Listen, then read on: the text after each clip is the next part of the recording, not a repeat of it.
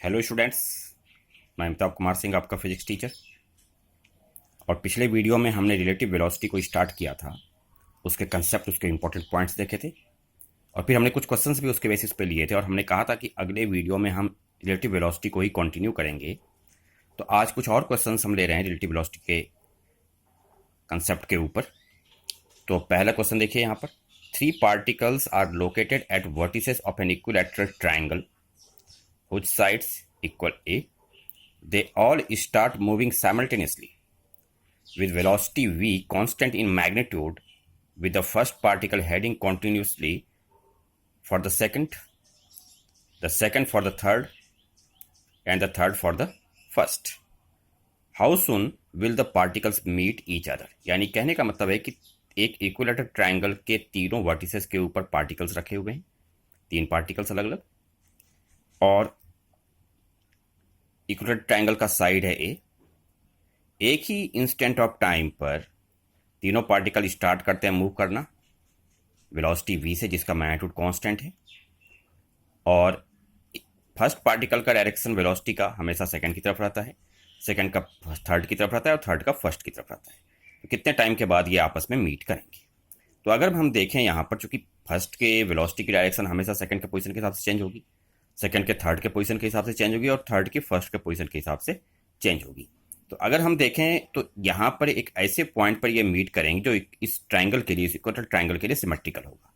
तो अगर हम देखें बाय सिमेट्री, तो वो पॉइंट कौन सा आएगा? सेंट्रॉइड आएगा ट्रायंगल का। तो by symmetry the particles will meet each other at the centroid of the triangle.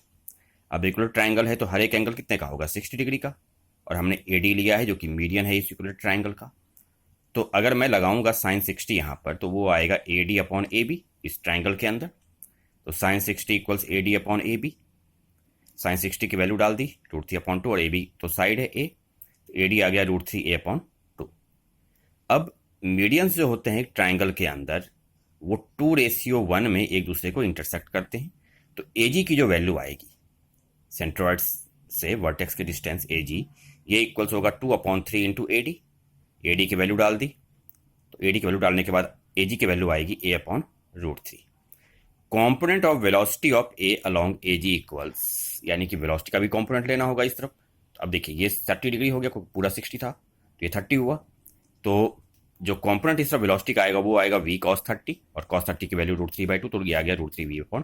तो जो टाइम होगा वो होगा ए जी अपॉन वेलोसिटी का कॉम्पोनेंट जो इस डायरेक्शन में आ रहा है। तो टाइम इक्वल्स आएगा a√3 जो डिस्टेंस हुआ अपॉन √3v/2, और इसको सॉल्व करेंगे तो 2a/3v। This is the required time after which the particles will meet each other. Next question देखिए, point A moves uniformly with velocity v so that v vector, यानी कि velocity का जो अगर डायरेक्शन की बाई हम लें, is continuously aimed at point b which in its turn moves rectilinearly, यानी स्ट्रेट लाइन में, and uniformly with velocity u where u is less than v. At the initial moment of time, v is perpendicular to u and the points are separated by distance l.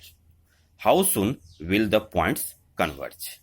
देखिए यहाँ पर मान लीजिए कि जैसे direction क्या है, ये b यहाँ पर था और a यहाँ पर था, ये l डिस्टेंस था स्टार्टिंग में। a की वेलोसिटी b की तरफ थी इधर, और u इस तरफ चल रहा था स्ट्रेट लाइन में u स्पीड से b। अब ए का वेलोसिटी का डायरेक्शन हमेशा बी के पोजीशन के हिसाब से चेंज होगा। तो अगर हम मान लें कि किसी let at any instant velocity जो ए का है वी वेलोसिटी, ये यू बी की वेलोसिटी जो यू है इसके साथ अल्फा एंगल बना रहा है, यानी कि let at any instant angle between v and u is alpha, and angle alpha changes with time. तो अगर हम देखें तो इस डायरेक्शन में जो डिस्टेंस को चेंज होने का होगा, अगर इस डायरेक्शन में हम लें यहाँ पर, यानी किस तरह से वो मीट करेंगे यहाँ पर, तो उसको निकालने के लिए अगर मैं देखूँ यहाँ पर, तो सबसे पहली चीज जो ली जाएगी कि v इस डायरेक्शन में हुआ हमेशा इन दोनों के बीच के लिए, और u जो है उसका अपना एक कंपोनेंट आएगा इस डायरेक्शन में, v डायरेक्ट के डायरेक्शन में, जो कि आएगा u cos अल्फा। तो v minus u cos alpha dt, और इसका जो हम इंटीग्रेशन करेंगे तो that will be equal to l। तो ये हमारा पहला इक्वेशन हुआ। और सेकंड इक्वेशन के लिए आ जाएगा v cos अल्फा dt, और यानी कि ये डिस्टेंस हमें मीट करना होगा इस डायरेक्शन में। अगर हम देखें तो v का डिस्टेंस, तो v का इस जैसे वेलोसिटी v इस डायरेक्शन में है तो उसका कंपोनेंट इधर आएगा v cos अल्फा, और इस डायरेक्शन में u है इसकी वेलोसिटी, तो v cos alpha dt integration 0 to tau, tau हमने वो टाइम लिया, रिक्वायर्ड टाइम जितने में ये मीट करेंगे, is equal to u into tau होगा, जितने टाइम में ये इधर डिस्टेंस ट्रेवल करेगा। तो ये डिस्टेंस और ये डिस्टेंस इक्वल होने चाहिए, और फर्स्ट इक्वेशन से ये दो कंडीशंस यहाँ पे मीट होनी चाहिए, तभी ये पार्टिकल्स मीट करेंगे। तो अगर मैं सेकंड इक्वेशन से लूँ तो कॉस अल्फा, अगर v तो कांस्टेंट, तो v मैग्नीट्यूड में, तो ut upon v equals integration 0 to tau cos alpha dt, हमने ये निकाल लिया देखिए, और इस वैल्यू को हमने फर्स्ट इक्वेशन के अंडर पुट कर दिया है। तो फर्स्ट के लिए v dt integration 0 to tau minus u को हमने बाहर ले लिया, और ये कॉस अल्फा का dt का integration 0 to tau equals l। Cos alpha की वैल्यू हमने dt की इंटीग्रेशन 0 टू टाउ की वैल्यू हम यहाँ निकाल चुके हैं, u टाउ अपॉन v, और हमने यहाँ इसे डाल दिया, यहाँ पे ये आ गया टाउ, तो v इंटू टाउ माइनस ये बन जाएगा u square tau upon v l, और इसको पूरा हमने जब सॉल्व किया एलसीएम लेने के बाद, तो टाउ की वैल्यू आएगी v l upon v square minus u square. This is the required time, जितने टाइम में ये पार्टिकल्स आपस में मीट करेंगे। अगला question, a man standing on a road has to hold his umbrella at 30 degree with vertical to keep the rain away. He throws away the umbrella and starts running at 10 km per hour. He finds that the raindrops are hitting his head vertically. Find the speed of raindrops with respect to the road and the moving man. आदमी road पर खड़ा है तो देख रहा है कि उसे अम्ब्रेला रखना पड़ रहा है 30 डिग्री विद वर्टिकल, ताकि रैन अवे रहे उससे। अम्ब्रेला फेंकने के बाद वो 10 किलोमीटर पर आवर की स्पीड से स्टार्ट करता है रन करना, और अब रेन ड्रॉप्स उसके हेड पर वर्टिकली गिर रहे हैं। तो वेलोसिटी हमें निकालना है, speed of rain drop with respect to the road यानी कि ground and the moving man. तो देखिए velocity of rain drop with respect to ground, तो 30 डिग्री विद वर्टिकल है, क्योंकि आदमी जब खड़ा है तो 30 डिग्री पे रख रहा है अम्ब्रेला, और इधर वी है, वी का मैग्नीट्यूड भी आपको दिया हुआ है 10 किलोमीटर पर आवर।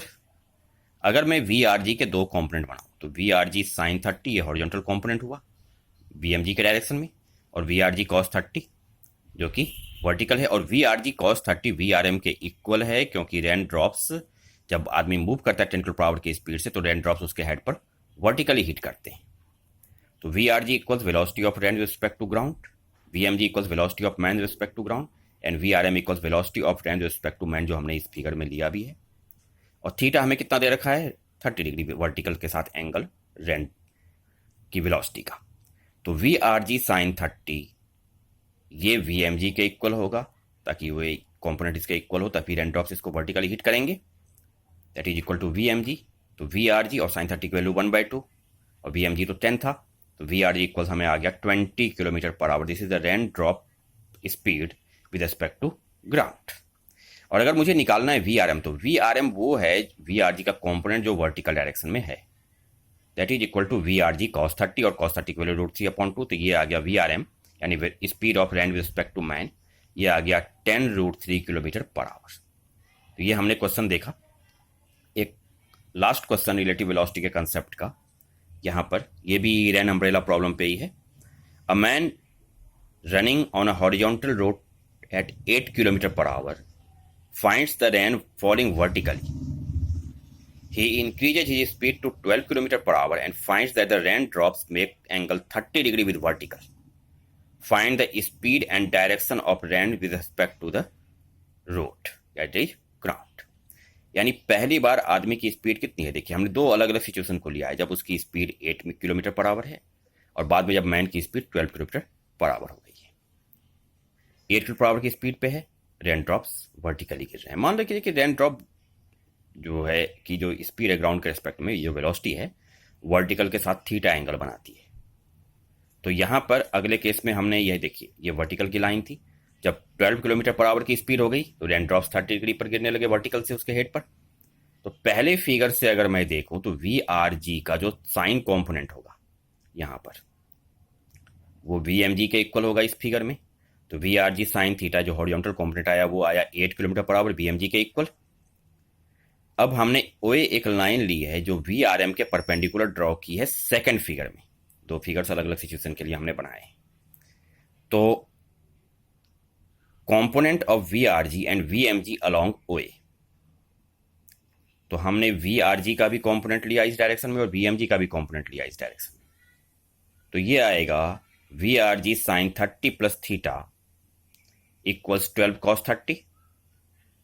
और हमने देखिए ये सेकंड इक्वेशन और ये थर्ड इक्वेशन, तो थर्ड इक्वेशन को हमने सेकंड से अब डिवाइड किया है। तो डिवाइड करने के बाद sine 30 plus theta upon sine theta equals 12 cos 30 upon 8, cos 30 की वैल्यू डाल दी, पूरा सॉल्व किया। और यहाँ पर साइन 30 प्लस थीटा को साइन एक्स प्लस वाई के फॉर्मूले पर हमने एक्सपेंड किया। तो sine 30 cos theta plus cos 30 sine theta, और हमने वैल्यू डाल दी साइन 30 और कॉस 30 की। यहाँ पर इस पूरे को अलग अलग किया तो 1/2 और cos theta upon sine theta आ गया कॉट थीटा, प्लस ये आ गया √3/2, और यहाँ इसको सॉल्व करने के बाद आया 3√3/4। इसको इधर जाके माइनस किया तो हाफ कॉट थीटा इक्वल्स √3/4, और ये पूरा सॉल्व करने के बाद थीटा आ गया कॉट इनवर्स √3/2, यानी कि ये वो एंगल है जिस पर रेन ड्रॉप्स वर्टिकल के साथ गिर रही हैं। अब हमने निकालना है speed of rain drop with respect to ground यानी रोड। तो उसके लिए हमने सबसे पहले साइन थीटा निकाला, पहले फिगर में इसको अप्लाई करेंगे। तो साइन थीटा, अगर कॉट थीटा की वैल्यू √3/2 है तो साइन थीटा की वैल्यू आएगी 2/√7। और वी आर जी अब हम निकाल सकते हैं, v r g sine theta equals 8 kilometre per hour आया था हमारा। तो वी आर जी और साइन थीटा की वैल्यू 2/√7 इक्वल्स 8। तो वी आर जी आ गया, इसको सॉल्व करने के बाद 4√7 kilometre per hour speed of rain drops with respect to ground. तो ये अलग अलग क्वेश्चंस थे जो हमने रिलेटिव वेलोसिटी के कंसेप्ट के ऊपर आज किए। तो अब आगे हम एडिशनल कंसेप्ट और दूसरे कंसेप्ट इस्तेमाल करें, अब यूज आगे कंटिन्यू करेंगे। Okay students, thank you.